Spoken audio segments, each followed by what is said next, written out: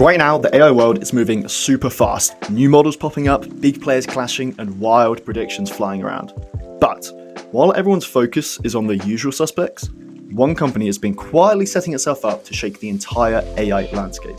And that company is Google. And you may be thinking, Matt, that is a pretty wild take. And yes, they did have a very shaky entry onto the scene with Gemini trying to make black Nazis a thing. Does anyone else remember that one?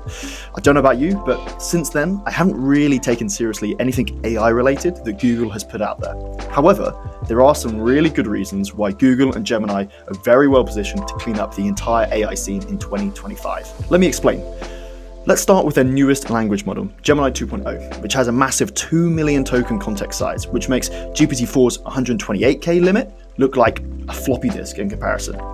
And then there's the fact that Gemini 2.0 Flash is getting lightning quick responses. Not quite as quick as the most expensive OpenAI models. However, it is much, much cheaper than those models. Plus, Google has a super generous free tier to the API, meaning that loads of users, devs, small businesses can implement it in their businesses now for free. Now, those are pretty good, but speed and cost aren't even the real reason why Google is about to dominate AI.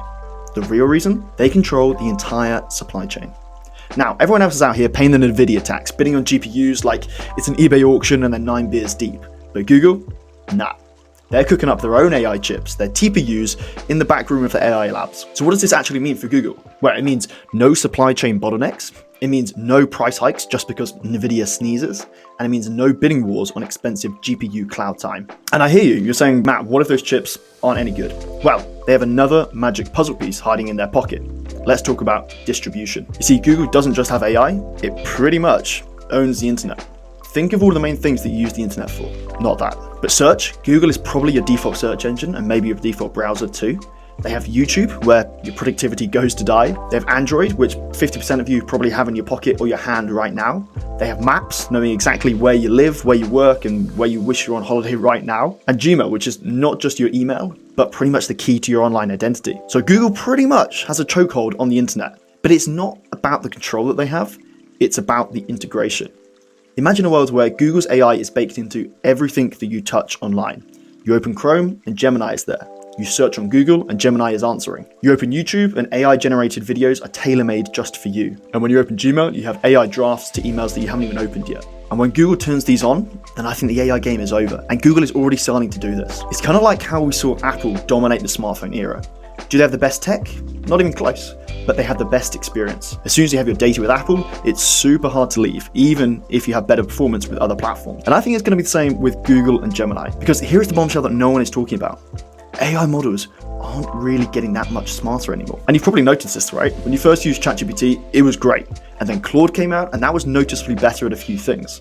And then there were more updates and more updates, but it seems with every update to every model, it gets slightly less impressive. The gains are very incremental. The intelligence gains from newer, bigger models are starting to plateau.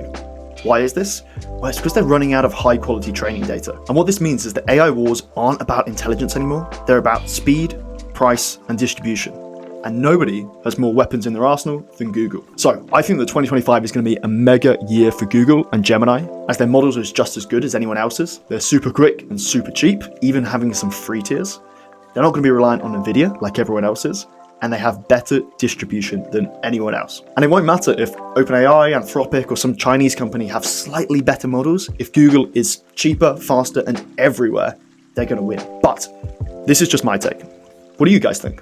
Let me know in the comments below. I'll be interested to check out your thoughts. If you've liked this vid, then please do drop it a like. If you want to see more videos like this, then subscribe, and I will see you in the next one. Bye-bye.